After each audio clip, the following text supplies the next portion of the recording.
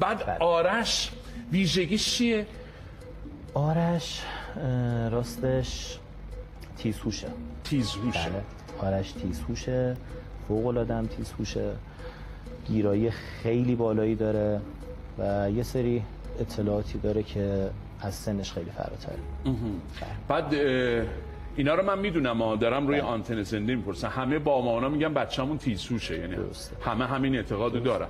میخوام ببینم که چجوری ثابت میکنی که آرش خیلی تیزهوشه. خب ببینید، ثابت کردنش فکر کنم خیلی راحتی باشه. خب آرش تقریبا از 2 سالگی میتونست فارسی و انگلیسی خیلی راحت و روون بخونه و بنویسه. خب بعد الان تقریبا در حال یادگیری 18 تا زبان همزمانه.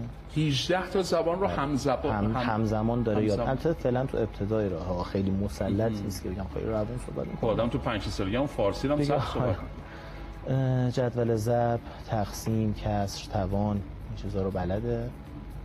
توان؟ و بله. یعنی مثلا بپرسم 5 به آرش 15 به توان 2. 225. حالا شما باریکلا 15 به توان 2 میشه 225. راست میگه. آرش 7 به توان همون 2 رو بپرسم یا 3؟ 2 رو دیگه. 7 به توان 2 49. 49.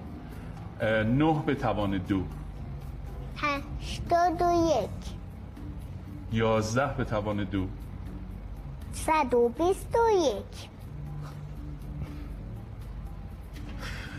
آفرین. توان 3 و 4 و اینا رو کاغذ میتونن دیگه